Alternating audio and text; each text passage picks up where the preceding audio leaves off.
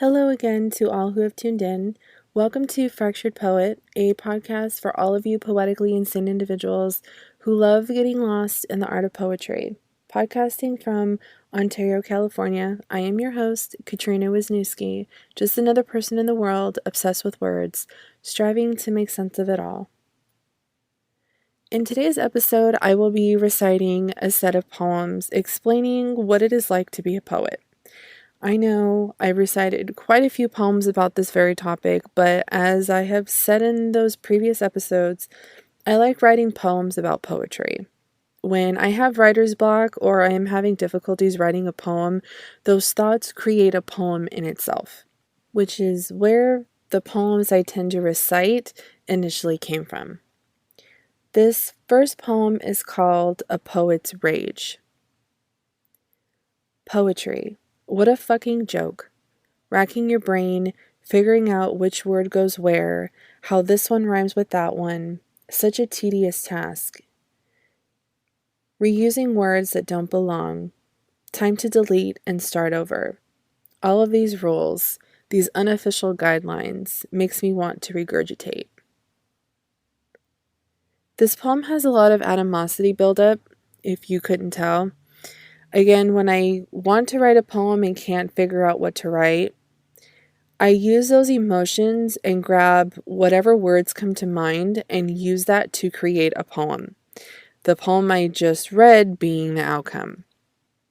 It almost sounds like poetry is something I have learned to despise or dislike, and honestly, that is not the case at all. For example, anything we have a passion about, even our hobbies and love for something, gets over the top at times. We can love what we do and still hold a bit of hostility towards that thing when the occasion calls for it. No matter how much we love something or have a passion for one thing or another, it can actually get on your nerves and create stress or tension. Poetry does that to me. When I am in the moment, I sometimes develop these feelings towards poetry, but only in the moment. Once I start writing and the second I finish the poem, those feelings go away. Like a burden has been lifted from my shoulders. I feel relieved, I have succeeded, and I finally finished that damn poem. So here is the next poem, which is called Words Misplaced. To master the essence of a word and define its existence, a task only a poet can understand. Or so the saying goes. For each verse that is created is just another poet's curse. So conniving these words have become, a seductive way of misplacing what does not belong. Confused by their meaning, such a tricky entanglement. Everything about this is misleading. Complicated are these misplaced words, misinterpreted or simply ignored, is still to be determined. Why do we use such words? What is their purpose? To play this game of strategic placement is far too naive, taking precautionary measures that go beyond reach. A tedious task one must never render. This poem is not the poem it was when I first began writing out this episode. I chose a poem titled Misplaced Words, but the poem I just read is not the poem I initially picked out, if that makes sense. Over the last few episodes, as I've mentioned so many times before, and I apologize if I'm repeating, I'm finding myself reading the poems I chose out loud and not liking any of them. I didn't like the way they sounded, so I rewrote them. Misplaced Words was not only rewritten, it was completely reconstructed, tore up, and just complete plastic surgery, if you will. There are a few words here and there that came from the original poem, but this was pretty much written or rewritten while writing out this episode. And I guess it goes with the theme of this episode as well. Writing this poem, to be honest, was a bitch. I don't know how many days or even weeks it took me to actually finish this poem. I wanted to keep the theme of the poem, but I didn't know what I should keep word-wise and what I shouldn't keep.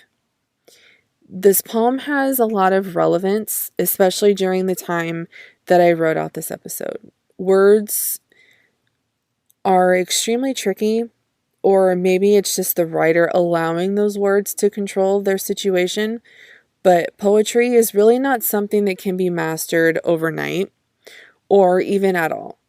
I'm not someone that particularly likes to brag about the poems I've written because sometimes I think I am not all that great. All I know is that I love to write poetry, and I do consider myself a poet. And the words in these poems are things I've actually thought. Hell, I wrote the poem, so every word has truth attached to it one way or another. I didn't tackle this every day, but the days I did decide to pointlessly stare at my computer screen, it was a massive struggle to get anything out. I would write out a few lines, hate the way it sounded, highlighted what I just wrote, and tapped on the delete button, forgetting I even wrote it. Nothing that came out was making sense, and I found myself getting super, super irritated. And eventually I clicked out of the Word document I was using and occupied my time with something completely different. And again, which I probably am, and I keep saying that I hope I'm not, but I know I am.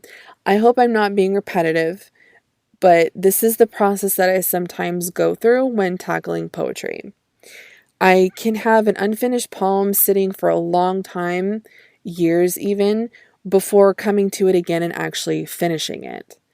And I sometimes write about poetry, like in this episode, as if I hate it with a passion, and I don't. Like anything else we have a passion for, with passion comes irritations and just flat out fuckery is what I like to call it. Things we are passionate about and love taking part in does not always bring us joy and pleasure.